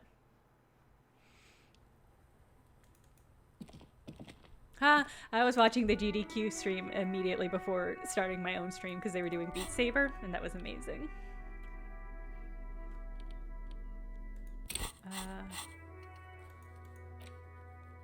Yeah, the damage ledger. I can check that again. That's weird. I don't know why. I don't know why, but I'm not gonna argue. I'm gonna save.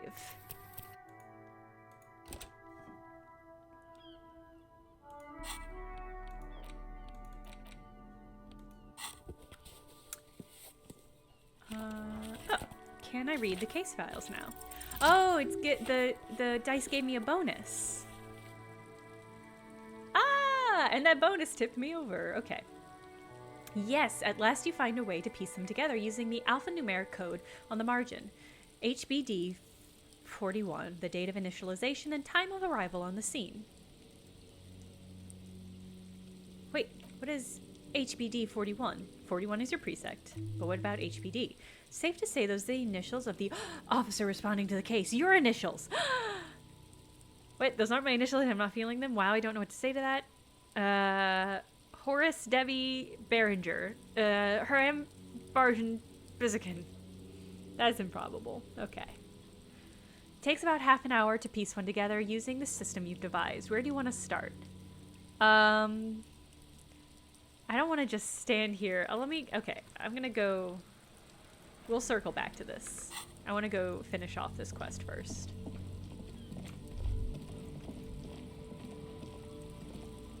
I don't totally know how time works in this yet.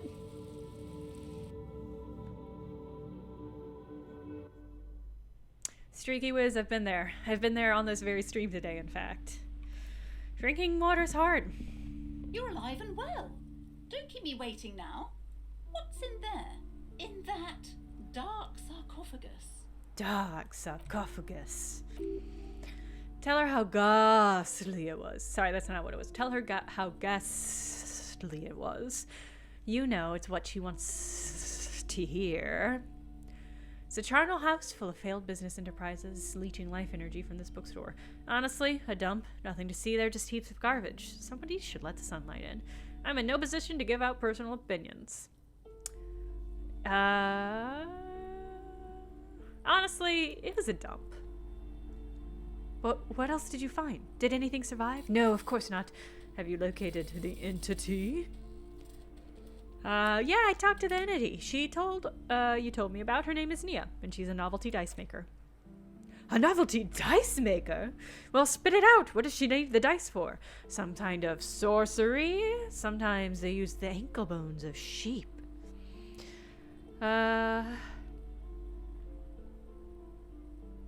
She's not a sorceress or some malicious entity. She's a businesswoman, just like you. She looks perplexed. I don't understand. If it's not her, then where is the source of the doom? How does she explain the curse? The narrative she's built herself, it does need tearing down. She's squeezing on the pendulum too tight, a drop of blood in her palm. To hell with it. Perchance you ought to just lie, sire? Oh, some interesting options. She says there's no curse because there are too many inconsistencies, or I could lie, the source is the taxidermist shop. He became involved in dark art, and arts darker than taxidermy, and brought the void spirits down on this place. Honestly, I haven't found the answer yet. There's another entity more malicious, pulling the strings in Martinez. Perhaps with my travels, I will cross it. She says there is no curse, because there's too many inconsistencies. Too many inconsistencies? What kind of talk is that? Good luck persuading her. Some people can rationalize anything. Don't we fucking know it? As I said, she's a novelty dice maker. Her business has been up and running for a long time now. Yes, because her business consists of the psychic leech that's been feeding the curse. I see that you've fallen for her manipulation, detective. The investigation is over. I just hope that you haven't made anything worse by going in there. Well, I guess I succeeded. I don't know if I succeeded, but I completed the task and got experience and leveled up. There was never any other way this could have gone. She's just too far gone into her own mind. Kim says, I'm sorry we had to disappoint you, ma'am. Can we go now? Yeah, let's leave. That was unsatisfying, but I guess there's no other way it could have really ended. Bummer. All right. Well, I think I said I was going to increase savoir-faire so that I could go and get my jacket. So that is what I'm going to do. Yeah.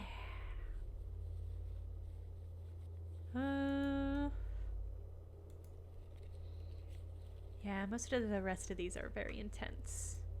Warped door challenging. The answer I went with, I told her that there was no curse and that the proof is that the dice maker has been working there for 14 years and has been successful. And she was like, nah. Oh, yes, Nicholas, thank you. Thank you for reminding me to take off my pants and shoes before attempting that jump. That's really the safest option.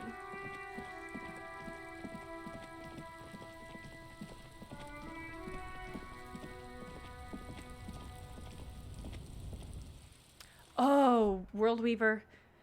I hope you're saying that because you know if I buy something, I will get a bag. So actually, we're going to do that because I really want to be able to start picking up recycling so that I can get some money. I don't really know what I want to buy. I just want to have some cash on hand. I mean, I've gotten a little bit of cash just from digging through the trash. But I want to be able to have a bag. Thank you for that.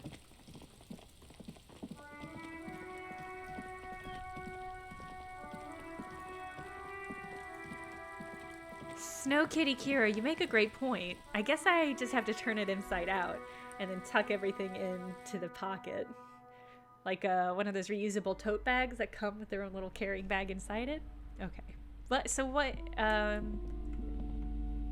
guess what do you guys think I should buy?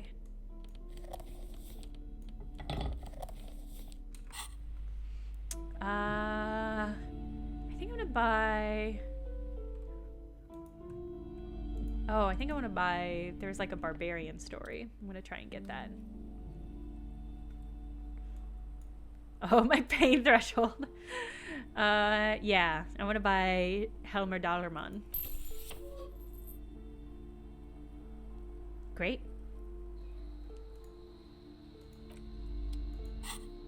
Did that get me anything? Just a book?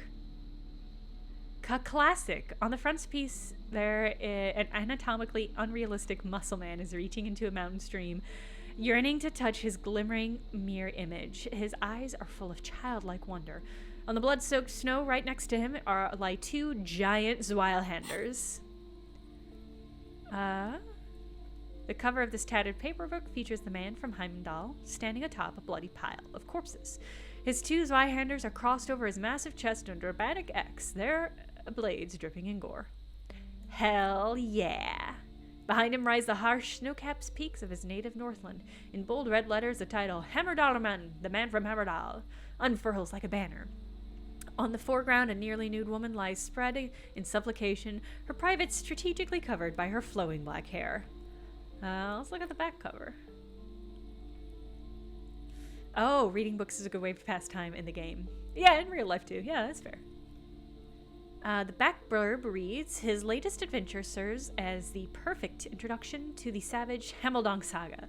Meet man from Hameldal, his faithful blood brother Tierbald, the noble Lord Worthgar, and some of the most fearsome foes yet from the Northland. Below in smaller font, you see the parenthetical adopted from Man from Hameldal and the Necromancer's Treasure, etc., etc., etc. A brazen attempt to bilk fans for more money by splicing together old stories under a new title. Where there's demand, there's always supply. Nothing wrong with that. People find comfort in familiarity, remembering old experiences, looking at old folders, reading old stories. I'll put this away. Okay. Oh no, World Weaver, you don't have to apologize. I had spare money, and it was definitely worth... Oh, I don't have enough money for that. At no point did I. It was worth trying. I'm gonna keep my eye out for a bag. There's gotta be a bag somewhere. What? What? Come on. Come on. There we go.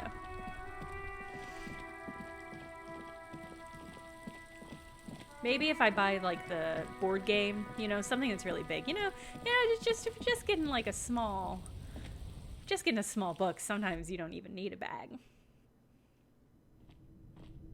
I am definitely at some point going to get the Dick Mullen novel. Snow Kitty Kira, I would happily accept a hint about the bag, yes. I realize I'm only on the first day of the game, so there's a lot more game to be had, and maybe I just haven't found it yet. I wonder if the fact that it's raining is going to make it harder to do this jump. And I wonder if I have enough money left for a rain slick.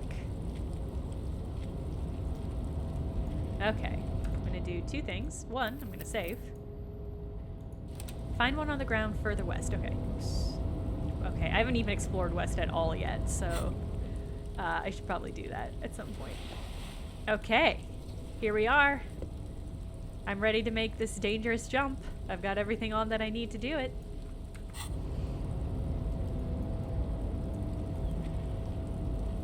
All right. I'm ready, Kim. Kim, are you ready? Kim, are you ready? Oh. I think I failed again.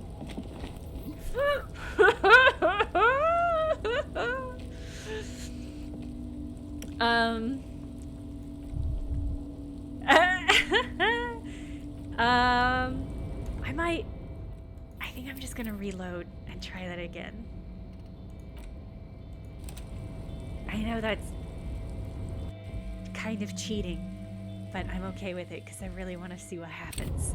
And that's a dire failure, IMO.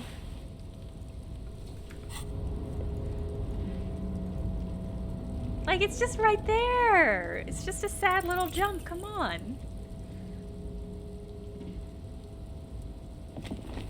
How is the game not letting me do this? What is happening? Well, I mean, do I do it again? Do I do it again, or is this... I don't know what to do. You know what? Yeah, you know what? In for a penny, in for a pound. I already did it once. Let's do it again. We're gonna keep fucking doing this. One more time, one more time, one more time, one more time. And if I fail this time, then that's just it. If I fail this time, then I'll just come back. I'll just come back later. Hey, Kim. Can I do that? You really think that cloak's mine? Should I go for it? The cloak? I do think it's yours, yes. As to whether you should go for it, he looks over at the ledge of the cold pavement below. Well, it doesn't seem too dangerous. 2 meters top, whatever you're ready to do. I'll be right behind you.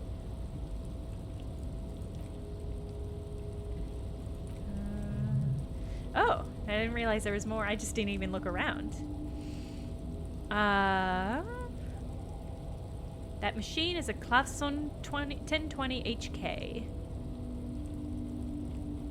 Motherfucker. Now that's a huge crane. Yes, that's one way of putting it, Kim says. He looks at you with a faint smile, then looks back at the crane. It's certainly an impressive achievement of engineering. But I digress. We were focused on your cloak here. He looks at the sad piece of fabric flapping in the wind. Okay, come on. Come on. Come on. Come on, game. Hey! Oh, look at this beautiful jump. Look at this beautiful jump. As you leap in the air, a chilly breeze engulfs you, sharpening your senses. Close your eyes, let your senses take in the world around you, or continue the voyage through the salty air. Beautiful. First try. As the concrete floor welcomes you, you realize it's been a while since you felt so alive, alert, and capable. Must be the adrenaline. I knew you could do it, the lieutenant exclaims. My climbing down might not have been as disco as your jump, but at least we can explore the harbor now. With your feet firmly planted on the concrete, the noise of the harbor rushes back in. Awesome. Totally worth it. Okay, and let's see how cool... Ooh, yeah! Get some shoes on. I mean, if I've got a jacket on, I don't really need pants, right? This made me better at drugs, but less good at jumps. Can I wear the blazer and the jacket? No, okay. The jacket has better stats. Great. This is a great look. I'm super into this. Okay. Let's go ahead and save. I don't think being pantsless does anything to dialogue or anything really. Revachol. Oranje. Klasje. Okay. Ooh. Hello. The radio is emitting strange buzzing sounds. A giant ass print on the pillow and a pattern of coffee rings on the armrest. Someone is habitually chilling next to the radio. Hope they're not listening to anything weird. Punch clock payphone. An imposing combination of a punch clock and a payphone is looking down at you from the wall. A note on the side says, tokens unavailable due to strike. Use change. Alright, let's insert 10 cents. The machine swallows your coin and seems to be waiting for your next move. Let your muscle memory dial a random number. Success! Your fingers run over the dial pad. 005, that's the dialing number for Revachol.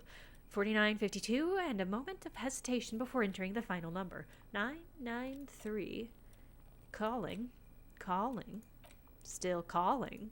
Then, a crackle. Somebody picks up. They say, Video Revachol, 24-hour video rental. We rent 8 and 10mm film for home use. This is Libby. How may I help you? This is so sad. The voice of a youngster on the other end sounds as enthusiastic as that of a man walking towards the gallows. What is this place? Video Revachol is a 24-hour video rental. We rent 8 and 10mm films for home use. This is Lemmy. No, I meant, what is this place to me? Do you know me? No. What is this place to me? Sir, I don't know. It's a video rental. Maybe you rent videos here. Why did I call you? Maybe you called to extend your rental period?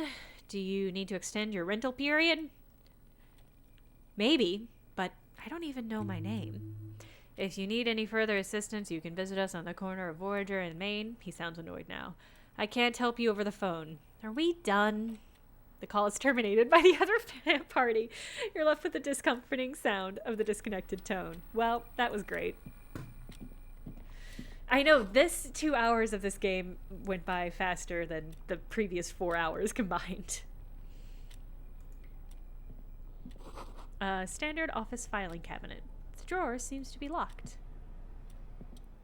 On second glance, someone has forgotten to properly close one of the drawers. It's unfortunate for the Union to just leave their paperwork lying around like this. Open the drawer. The door opens smoothly. Inside is a well-organized selection of brown folders. Browse through the folders. Hundreds of documents contain logistic data. 2 kinds of transactions stand out. Material coming from Revachol from the outside world. From Mundi, Grad, even Ilmara. And the same materials being handed over to companies inside Revachol. Okay. It's pretty above board. Ooh. It's hard to make sense of this thicket of company names, data, quantities, and percentage. You try to focus, but the lines get blurry. I'm gonna force yourself to go through the folders. Success! Whatever is hidden there is hidden well. Concentration isn't enough. Only a trained accountant with a background in logistics would be able to really make sense of it. However, there is a little handwritten note stuck to the bottom of the drawer. It appears to be a to-do list written in large, uneven capital letters. Remember, Leo, Evert's shoes, special whirling borscht, water Evert's plants, sweep office floor, more banners. All items on the list have been crossed out, and the note itself is crumpled. Look, Kim, a to-do note with a list of errands for Everard. Everard Clare, probably, the head of the Debrados Union. He inspects the note. One of his aides must have... Oh, God. Oh. Wow, you just heard in one sentence me lose my voice. The special borscht, she seemed a bit odd on this list. Take another look at the note. No, okay. Browse through the folders. All right. Close the drawer. Special borscht, huh? Pretty sus. A Dewey typewriter. Every worker equals member of the board is written at the top of the flyers. Below the flyers, the Union logo and demand democracy.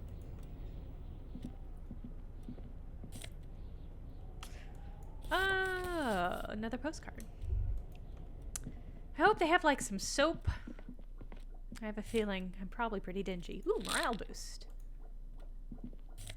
And some sunglasses. Oh, no, just some office shades. +1 visual calculus, -1 drama. Well, let's go and look at what this is going to do to our outfit. Oh, yeah. Okay, I'm into this look. Estafortaleza. No, but I haven't found any booze yet. I did pick an option that made me an ongoing alcoholic. The door is locked and cannot be opened from this side without a pass card. Wait, don't I have a pass card? Didn't I steal a pass card? Oh, not for this door. Okay. Yeah, how do they not add drama? That is a great question that I am also having. I hope it's not too early to talk to whoever this is. Oh, no, we're just going back outside. For some reason I thought we were talking to the Union leader.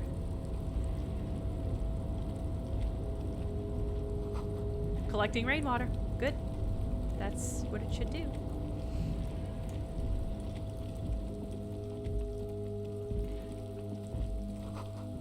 Three packs worth of cigarette butts.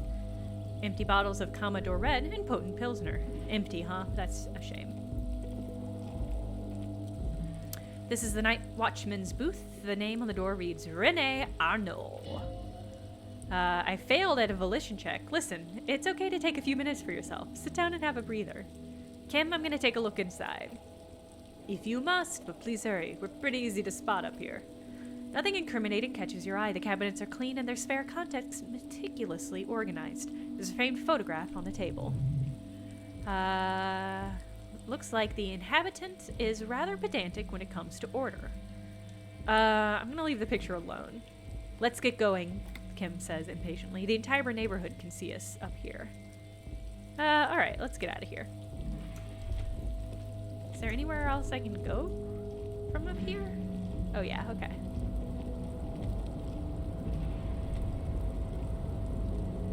Take your time, fellas. Oh wait, there's a thing I could check. Gentle machines in quiescence. How beautiful.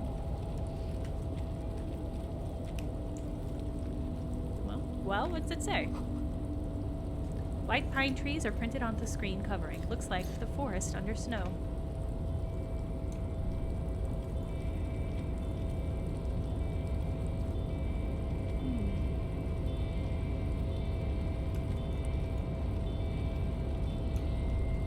Ooh, what's this big button do? A rusting control panel with several knobs. 2 buttons marked Elumer and Etiendre are faded with use. It seems to control the large crane above. A container is attached to the hook block. Ooh, I should not press either of those until I save. Alright, I'm gonna press some buttons. Or maybe should I check? Maybe I should check what's up here real quick, and then I'm gonna press some buttons.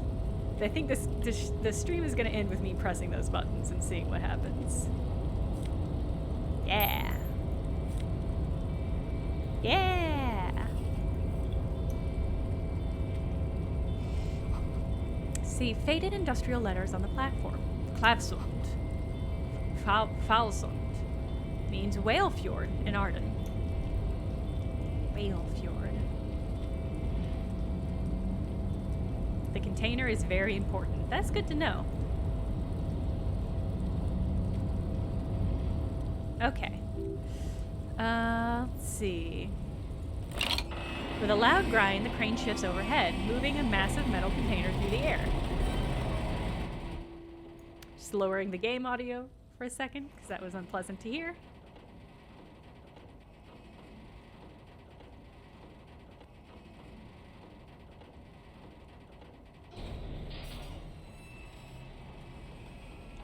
Oh, that doesn't seem very steady.